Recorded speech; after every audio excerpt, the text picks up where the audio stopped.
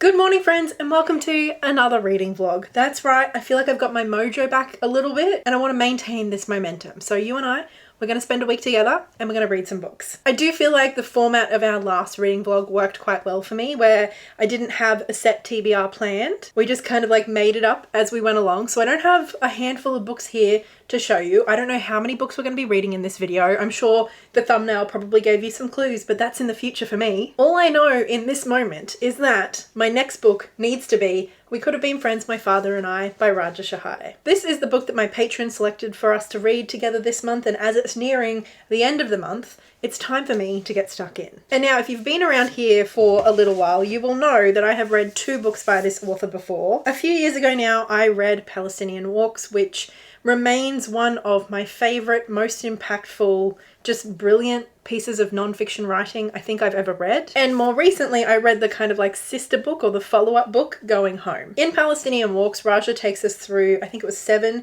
different walks that he took through the hills of Ramallah over the span of a few decades. And what I love so much about this book and about Raja's writing is the way that he interweaves nature writing with memoir, with politics, with history. He just moves back and forth and in between all of these kind of distinct genres with such grace, and it just makes for such an immersive, personal, but also educational reading experience. It's honestly unlike anything I've read. I just loved it and I could not recommend it more highly. This is a book I regularly recommend. Going Home is similar in the sense that we're following Raja on a walk, but in this case it's just one. And the walk in this book takes place on the 50th anniversary of the Israeli occupation of the West Bank and Ramallah. So in this book, he's quite a bit older than he was when he wrote Palestinian Walks. So while it kind of takes on a similar sort of structure of memoir, nature writing, history, politics, it definitely comes at it from a different perspective, and there is so much reflection in this book. So again, absolutely masterful. I loved it and I do recommend this one, but I think you should probably read Palestinian Walks first. Anyway, clearly Raja is an author who I have loved reading, and this is going to be my 3rd book from him. This one is a little bit different, however. In this one, he is reflecting on his relationship with his father. It's also a bit of a newer release. I think Going Home was written around 2017, I'm assuming, and this one was released in 2022. My father was 73 when he was murdered, a few years older than I am now. For years, I lived as a son whose world was ruled by a fundamentally benevolent father with whom I was temporarily fighting. I was sure that we were moving, always moving, towards the ultimate happy family, and that one day we would live in harmony.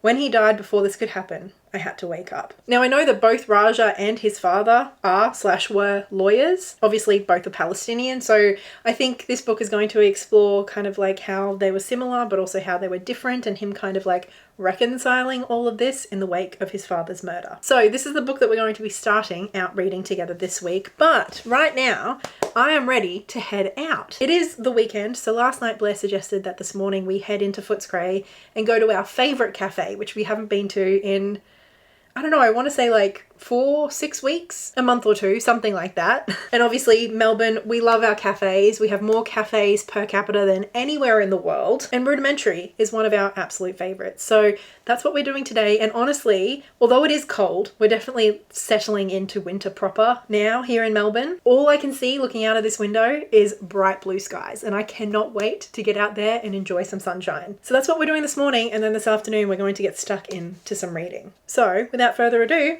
let's go.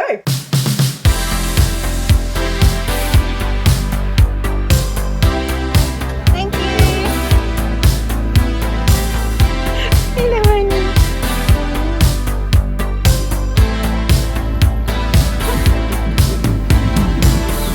Last night I was dreaming out loud. California sun was making my eyes dry.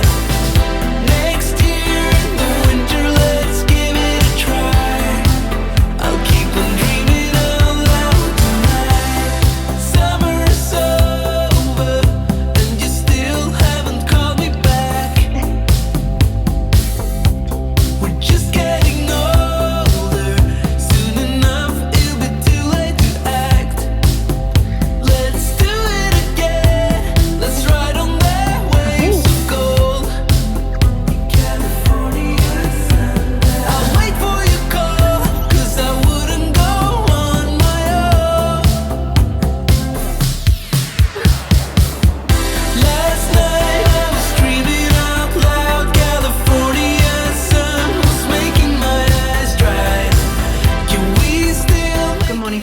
welcome to a very gloomy, overcast day here in Melbourne. Basically the entire opposite to the lovely day we just had. Last night I did read... Oh, I'm up to chapter 5. I've read 66 pages. Look at me go! Which is kind of like a third of the way through, because this is a pretty short book. It's 150 pages. And so far this book is quite different to Palestinian Walks and Going Home. I mean, which I kind of did expect, given that both of those books are very centered around walks that Raja had taken. This book is still very clearly written by Raja and still has his like graceful, gracious kind of writing style, still moves between history and politics and memoir and all of that sort of stuff. But we don't have that nature writing and the description of the particular walk and the paths and the landscapes that kind of tied those two books together. Instead, what we have here is obviously Raja talking about his father. And in particular, it seems like the instigating factor for him writing this book was discovering a whole bunch of his father's documents and reference material and stuff that he had written himself about his own life, and in particular his work as a lawyer. And so essentially Raja is talking about this stuff that he's learning about his father, kind of putting the puzzle pieces together of stuff he already knew with this new information. But also, given that it's a few years after his father was murdered, he also just has kind of like an added layer of like empathy and gentleness, I suppose, that he's extending towards his father or his father's memory than perhaps he had when his father had been alive. He's talking quite a lot about the ways in which they both butted heads. You know, they're both lawyers, both Palestinians, both with like a lot of similar experiences, but obviously of an entirely different generation.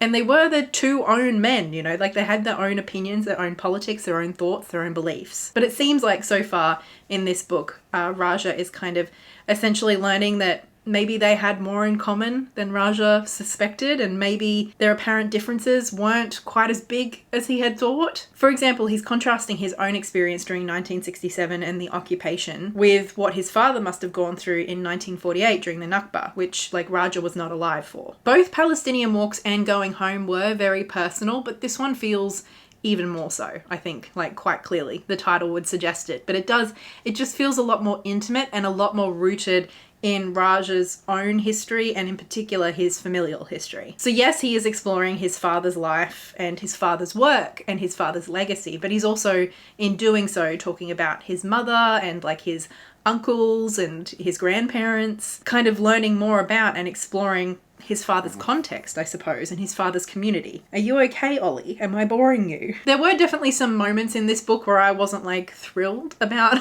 the way Raja was talking about particularly the women in his family. For example, he was talking about the romance and the relationship between his father and his mother and like how and why they got together and their circumstances for getting married.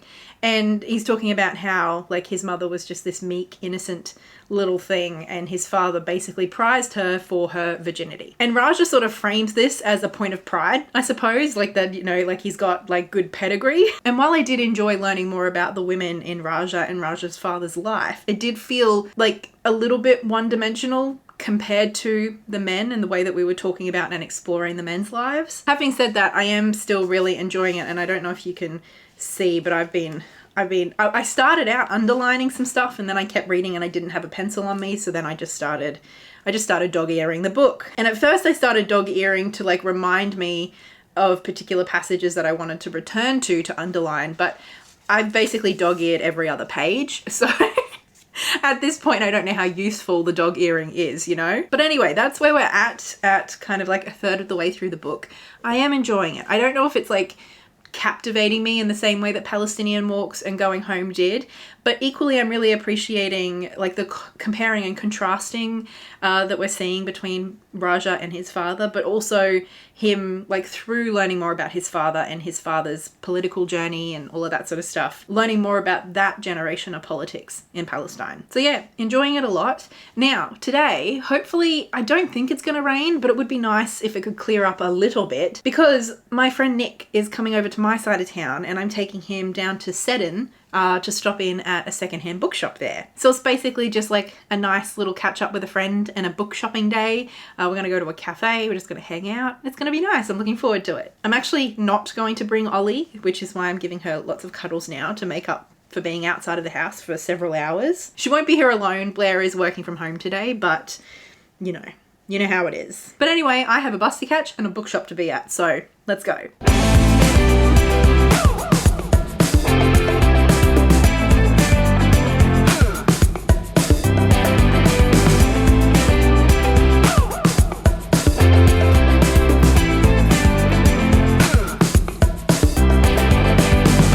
Looking back on my life to see things from another view, with reason in every memory. I see you distort the narrative, looking too good. No matter how hard I try, I could never face the fact we were just friends, you said. Even in the moments I kept you warm in my arms. Never learned how to act like I didn't care at all. No matter how hard I could never face the fact. It's time to do a book haul. Of course, what else would we be doing after a day of book shopping? I also do have a parcel to open with you and some reading updates. But let's start with the book haul. Come on, we're almost excited about that. So as you saw, Nick bought a lot of books. I think he bought 7. One of them was actually one of my old favourite books, so it's Temporary by Hilary Lecter. I read that book a few years ago and I really, really liked it when I read it, but it was one of those books that just like stayed in my mind, stays in my mind to this day. And I spotted that along with The Golem and the Ginny. And I remember saying to Nick, because he was right next to me, I was like, when you find like some of your favourite books in a secondhand bookshop, are you ever kind of just like a little bit tempted to buy them? And he giggled and said yes, and then asked what book I was talking about, and I showed him. And he was like, well, if you like Temporary, it sounds like something I might like, so I'll give it a read, which I thought was very cute. And I'm a little bit nervous because he definitely loves like classics, and like his kind of area of particular interest is like Middle English. He's the kind of guy who reads different translations of the Odyssey for fun. You know what I mean? So honestly, it could kind of go either way, but I feel like I have a good feeling. I feel like he'll at least enjoy Temporary for what it is. And it's not a very long book, so it's not like it's too much commitment. But anyway, what did I get? Well, firstly, actually, we stopped by like a little library. I didn't film it. Which was mostly full of like kids' books, which was interesting for me. But there was also this. And immediately I was like, that looks like an early edition. Now, Assassin's Apprentice is a book I have not yet read, but I really do want to get into Robin Hobb. Anyway, open it up. And yes, this is a first edition copy, at least for the Australian printing. It was published in 1995. And I mean, it kind of matches what I'm wearing. It's just, I love these old covers. I know they can be a bit cheesy, but I don't know, it's got a little bit more personality than the current covers do. So next time I'm heading to Seddon, I'll bring a book with me so that I can put a book back in its place, because I did take a book out of the little library. Anyway, then at the bookshop, the secondhand bookshop in Seddon, I did pick up 2 books. One of them was a children's book that I have owned before but haven't read. It is Inkheart by Cornelia Funk, and I know that like this is a much beloved series. I've never read it, and I did find like quite a beat up, slightly water damaged copy from Savers a little while ago, and I just never picked it up. But when I found this very pretty edition, like it's got the, what are these called? French flaps or something? With a bright red internal. Like the concept of this book has always interested me, and we know I love some good like fantasy middle grade. It just is so pretty. Dare to read it aloud. They did also have the 3rd book in this edition, but they didn't have the 2nd, so I don't know, maybe if they'd had all 3 I would have been tempted to buy the series, but I just got the first one, and I feel like I might actually read this now. Because I've got a pretty edition. And then the other book I picked up was a book by Toni Morrison. It's Home. Now, I don't know a lot about this book. I just know that I've read 1 or 2 books by Toni Morrison, and even though I find her work emotionally draining and very heavy, she's definitely an author that I do want to read from more. Or maybe I've even read 3. The ones that stand out to me anyway are The Bluest Eye and Recitative.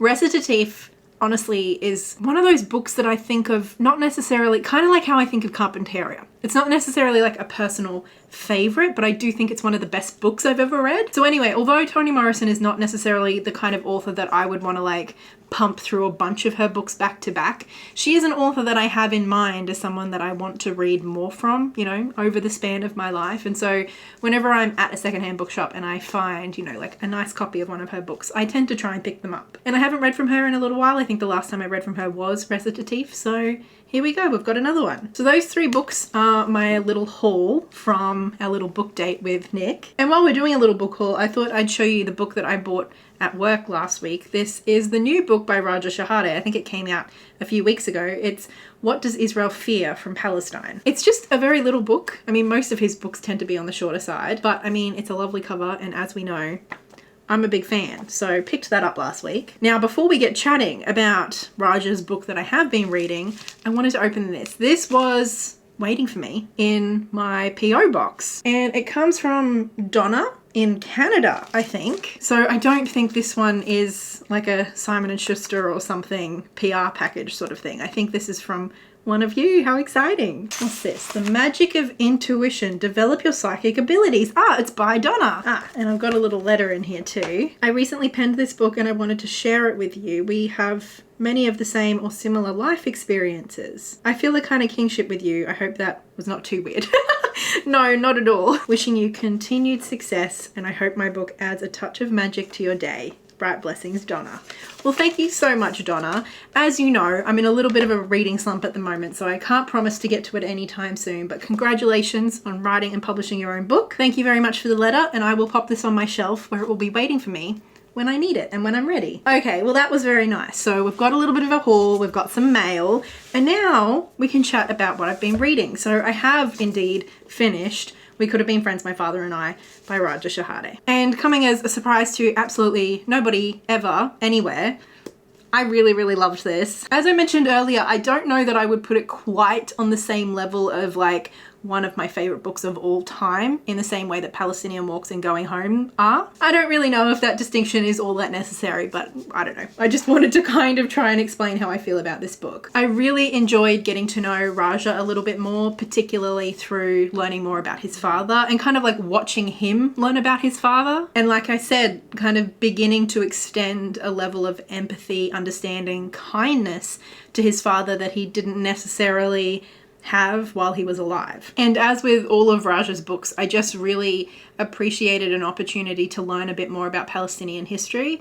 A lot of the other stuff I've read by Raja focuses more on like his activism and his work and his thoughts. So kind of, you know, through like the 60s to today, 70s to today. Whereas because we were looking more at Raja's father, somebody who was alive during the Nakba, who experienced the Nakba, survived the Nakba, and then used his lawyership in a similar way to Raja did, even if Raja didn't really know that, fighting for both his own rights, but also the rights of other Palestinians, whether it was to their land or to their money that the banks were holding.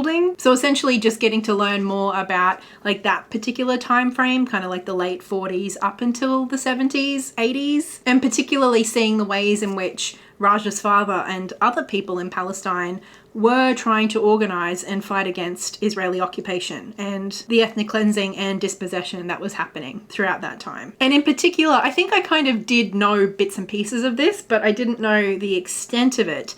The influence and I suppose the active role that Jordan played and the kind of hows and what fors and the whys of how Jordan also kind of really screwed over the Palestinians. And indeed, we see how Raja's father was seen as like an agitator and somebody who whose politics were dangerous, not only to Israel, but also to Jordan, which led to his political imprisonment, his exile for about 18 months. Something else that was really powerful and difficult to read in this book was, you know, the fact that Raja's father was murdered, which in and of itself is horrific, but the very kind of like corrupt and like messy and half-assed investigation that Israel did into the murder and the way that like different political powers were kind of framing this murder and blaming different factions and different groups. Raja has his own thoughts on who murdered his father or like why they murdered his father. But even today, Israel has not only failed to like properly investigate, but has like closed the case and like refuses to provide any information about the investigation. Which I suppose circles back to something else that is quite evident in this book that I don't think was quite as evident in the other two books that I've read by him, which is just like the level of suspicion. And I don't mean in like a paranoid sense. I mean in like quite clearly a valid sense. There's several people throughout this book, some who are Palestinian, some who aren't, that Raja kind of does question the influence that maybe Israel or other political parties might have on these people. And I think that's just very indicative of the ways in which Palestine as a people, as a group, as a nation have been failed on so many fronts by so many different parties for so long. And there's just so many different vested interests from different angles in the project of Israel. So yes, as always, a lot is packed into quite a small volume, a lot in terms of emotion, but also just a lot in terms of education and learning more. He's the kind of author that I don't really want to like rush through all of his books. I do want to take my time with them because each one feels like so intentional and so focused, like so much its own project, even if most of his books are about Palestine. You know, here we're kind of framing it through the lens of learning more about his father. In Palestinian Walks, it's through the walks. You know what I mean? I feel like he's so good at creating like a story or like a little kind of touchstone in each work that really helps to center it and ground it and give it like a sense of momentum, I suppose, for the reader outside of just like some linear time scale of like what happened. I don't know if that makes sense, but I think he does what he does masterfully. So after finishing that last night, I did actually start a new book, and this is a young adult.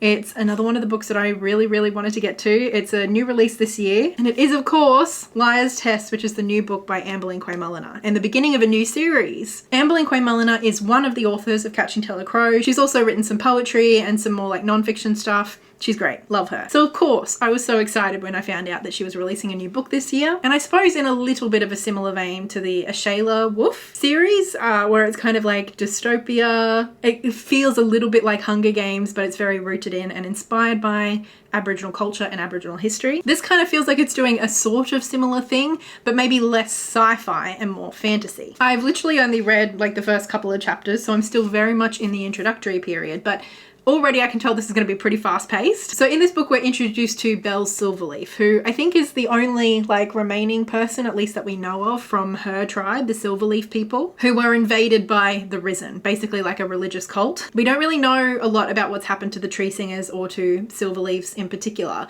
but Belle is being held in this kind of like monastery sort of place by these invaders, the Risen. And basically it seems like the Risen they in order to pick their queen or their leader, they have like a Hunger Games kind of competition, and for the very first time ever they have decided to allow the Silverleaf to be represented in this competition. So Belle is going to be representing her people in this competition, and it's very risky. There's a high chance of death, but if she wins, that means that she will get to control this kingdom for 25 years. So take power and hopefully help her people. So quite explicitly dealing with ideas of colonialism, of invasion, of dispossession, of stolen children maybe too. So we know that I don't tend to love young adult, but if anybody can make me love a young adult book, it's definitely Amberlynn Quay-Mulliner. So I'm quite optimistic about this one. I'm enjoying it so far, and it's not very long. Like I said, it's already feeling quite fast paced. But anyway, I feel like that's all I needed to catch you up on. I am going to go and keep doing some reading. We were going to go to my parents' house tonight for my dad's birthday, but turns out he's sick, so I've got the night off, which means hopefully I'll get quite a bit of reading done.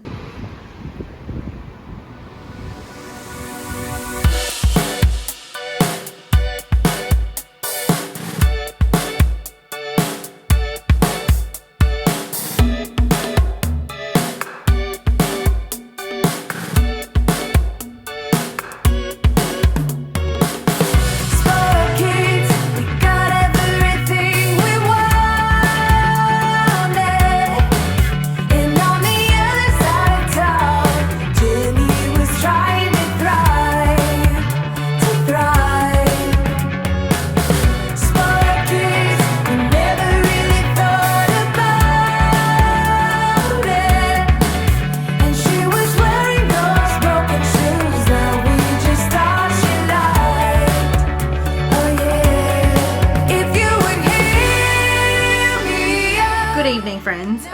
a couple of days since I checked in with you last, and I suppose I have a couple of things I want to talk to you about. Firstly, I mean, as you just saw briefly, I decided to pop into Gathering Threads today, which is, if you've been around, if you've watched some of my vlogs, you'll know is a secondhand consignment store. I wanted to go today because they recently announced that they're closing down. Now, the last time I hired a rack was actually not too long ago, and I noticed that it was definitely a lot slower than, you know, a year ago when I hired out a rack. So I don't know exactly when, you know, like their final day is, like when they're officially closing, but I don't know, I was just out and about today, so I decided to pop in just for one last little hurrah. I did try on a couple of things. There were a couple of racks there, you know, that had clothing in my size, but I didn't love anything, so I didn't want to buy something just for the sake of it. But it was nice just to go and kind of say goodbye to the space and to the community that had kind of formed around that space. So that's what I was up to today. Anyway, the last few days, I did manage to do a little bit of reading for Liar's tests, but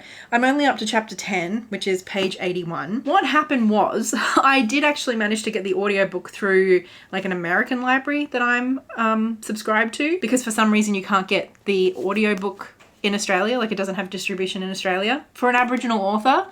I will never get over that. I'm still mad. But anyway, like the Queen's Library or something does have just one copy of the audiobook, and I managed to get it. And I thought I had like 3 weeks with the book, but for some reason I only had one. So anyway, long story short, basically my library hold for the audiobook ran out much sooner than I was expecting. And I've sort of tried to carry on reading physically, but it's really just not happening for me at the moment. Hello, Ollie. Have you come to say hi? Do you want to hop up? Have you been asleep, darling? Do you want to come say hi to everybody? Yeah, she was just having a nap on the couch, and I guess me talking to somebody woke her up. She doesn't want to miss out on anything, our little lolly. Anyway, all of that is to say that I have kind of like, what do you call it? Put myself back in the queue for this audiobook, but it's going to take a few weeks. I don't really want to say much more about what's been happening because I feel like what I've already told you is already more than enough information to give you like a sense of what this book is. But already just in those few extra chapters that I've read, and like I said, I'm only up to page 80, there have been several curveballs. There's been a twist, like there's a lot happening, and it definitely is a very fast-paced kind of read. We're learning more about the people who are in this monastery kind of thing, who have been basically like keeping Belle captive. Some of them who have become kind of allies to Belle, but obviously they're in positions of power to her, so you know, like that allyship is sometimes conditional, or sometimes it just doesn't feel like true friendship, I suppose, to Belle. And on the other end of the spectrum, we have people who are just like outright hostile to her because of who she is. We've met the other 6 competitors that Belle is going up against in this test, learning a little bit more about some of them. Like,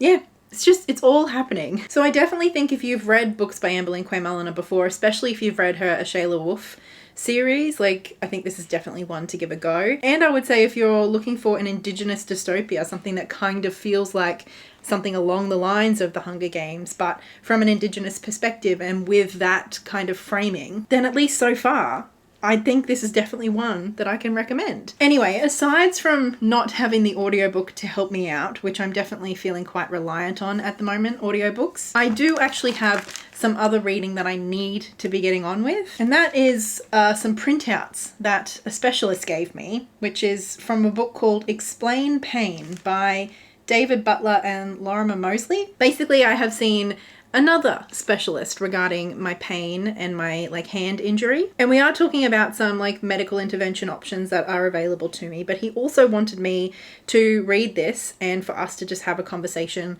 around pain, and in particular chronic pain. And I suppose this is the first time that somebody is introducing like the psychological element of pain when it comes to my hand injury. And he was very careful to explain, which is something I already knew, but I appreciated that he was very careful to explain to me that it was not him saying that the pain is just all in my head or that I'm making it up, but rather that there often is, and there definitely can be, a psychological kind of additional layer to physical pain. And that's especially true when it comes to chronic pain from like an injury that is more or less healed, but is still experiencing pain.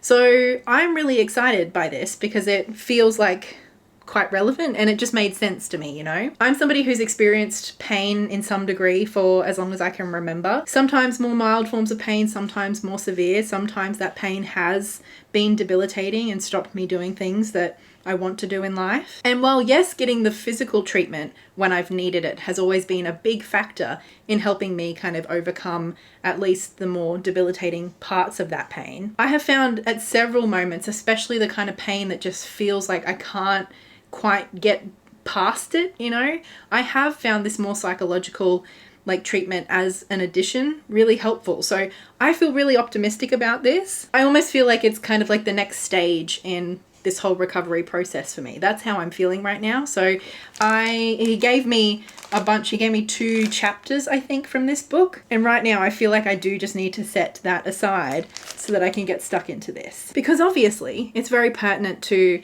my like everyday experience, you know? So I hope this doesn't feel too unsatisfying as an end to a reading vlog, but I do hope you've enjoyed just spending a little bit of time with me. I'm quite happy that we did finish one whole book together, which of course was the book by Raja Shehadeh, and that was a wonderful book that I could not recommend more highly. Thank you so much for spending some time with me, and thank you of course to my wonderful patrons over on Patreon, and especially big thank you to Livia, Lynette Brown, Anne Marie, and especially to Thea this week, who I got to chat about We Could Have Been Friends, my father and I, with like as part of my book club chat. As always, please feel free to chat with me in the comments. I love talking to you, whether it's about books or anything else you've been up to, and I will talk to you again in the next video soon. Until then, happy reading, so much love, bye. You gonna say goodbye to everybody? You gonna say goodbye? No, Ollie just wants cuddles.